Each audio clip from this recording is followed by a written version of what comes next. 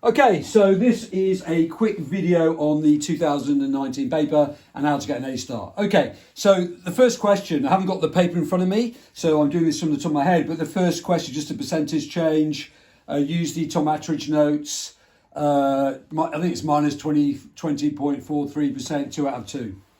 Whenever you get data, you must use it twice at least. So use the data twice. It's roughly saying, why has the UK got better living standards than the USA? It's because our Gini coefficient is lower, which means there's greater equality in society, or infant mortality is lower, which maybe means a better NHS, something like that. The 9-mark question. Okay, so this thing around here is called the circular flow of income.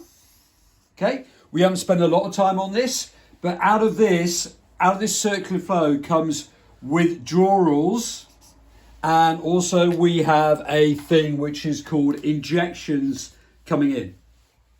So savings, taxes and imports will go out of the system, whilst injections, government spending and exports will go into the system and they will increase it. So really, because this is I, G and X, obviously if we increase these things on here, then AD will go up. Now what the key question is asking is, do you understand the multiplier effect?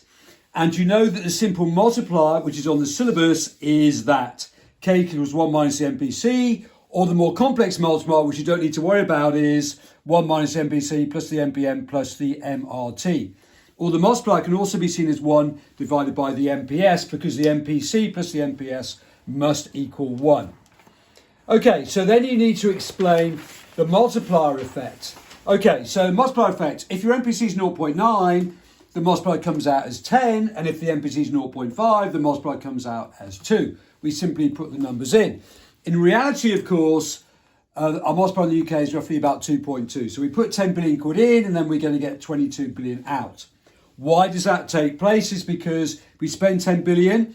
If we use an MPC of 0.9, next time round, we'll spend 9 billion. Then the people who spend that 9 billion, someone else will get the 9 billion quid, and they will save 10% of it and spend 8.1 billion, and eventually what will happen is that will eventually come to 100 billion, an increase in GDP of 100 billion quid, or an increase in AD of 100 billion quid.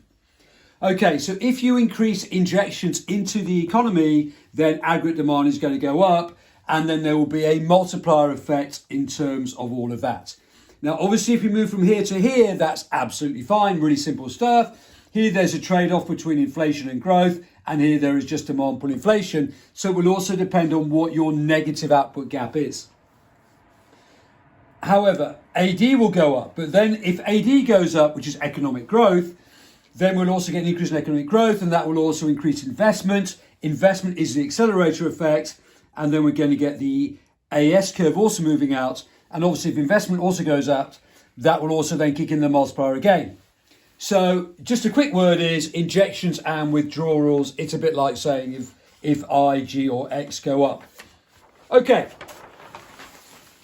On the next question, which is something about economic growth and living standards, right, the reason why all countries in the world pursue economic growth, which is a raw indicator, okay, because it doesn't take into account pollution, it doesn't take into account inequality, it doesn't take into account democracy.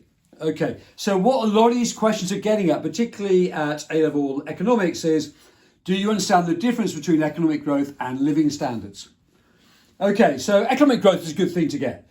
Multiplier accelerator kicks in, more taxation revenue, more money spent on public and merit goods. We can spend more money on a green revolution, less absolute poverty, and it will also pay off the national debt. So it's really, really important. However, it does not take into account pollution. So if we pollute the environment, then we've got to clean it up. And then that will actually add to economic growth, but no one will pretend we're getting richer. Okay, so what are living standards? Living standards is all about economic development, health, no pollution, quality of life, work-life balance, democracy, freedom of expression, etc., etc. Now, in the passage, they talk about the Happy Planet Index, which actually is not on the syllabus, but it's well worthwhile knowing because it links in with living standards. That is life expectancy times wellness divided by ecological footprint. Costa Rica is the #1 country in the world because they're pretty happy. They live longer than Americans do, and they get 99% of their resources from renewable resources. but you must use the passage to develop your arguments on there. Okay. I can't remember exactly what it says in the passage, but it definitely talks about Costa Rica. Okay, on the next question that you're doing, context again. This is a rise in income tax in Scotland, and what happens in Scotland is greater equality, more spending on the NHS, more spending on broadband. Okay, with that information, you can then create a really cool answer, because the question says, should we have a significant increase in income tax in the UK? So in 2024, where we have a zero output gap, if we did have a significant increase in AD, that would sort of be okay, because we're almost moving into a positive output gap. However, also because we're just moving out of a recession, if there's a big increase in income tax, that might lead to a major fall in AD. If there is a major fall in AD, then that could then make our recession even worse, which we had a recession in 2023, and we've also got a cost of living crisis. How will people cope? However, if the government then spends its money on, say, broadband, or on a green revolution, or on better infrastructure, we then got a really good paragraph on intervention supply side. You all know the diagram for that. AS and AD going out. AS goes out because we're increasing our productive capacity. And remember that the LRAS moves out because of investment, technology, education, enterprise, etc., etc. And then whenever we're talking about a rise in direct taxes, we can then always talk about the Laffer curve. Okay, so the question in the exam could be, we should have a fall in taxes. And then we can also talk about the Laffer curve and everything else. Okay, so, but that's that essay. But we use the passage to construct an answer. That's the key issue again. All right. The question 4, okay, so going back to the 4-mark question, I can't remember the exact data, but basically we always had a budget deficit. The government was spending money like this, spending more and more money each year, but each year we were getting more and more revenue, so the budget deficit was getting smaller. So in this question, you need to take out the trend. So in this stupid little diagram I've just made up here, we say, okay, so in 2010, the government raised 10 billion, but they spent 20 billion. So that was a much bigger deficit than it was in 2029, when the government raised 24 billion, but spent 25 billion. So as a percentage, it's now getting smaller, and the the budget deficit is getting smaller, which eventually may help to improve national debt. Okay, on the 9-mark question, the question is really saying is, if you get economic growth, what's going to happen to taxation revenue? Well, as we get more growth going on out here, then we're going to collect more taxation revenue because there's more people employed and they pay more taxes. If we keep government spending at the same level and we get high growth, then eventually over here we will get a budget surplus. Or once again, you could just strictly draw an AS and AD diagram with AS and AD going out together.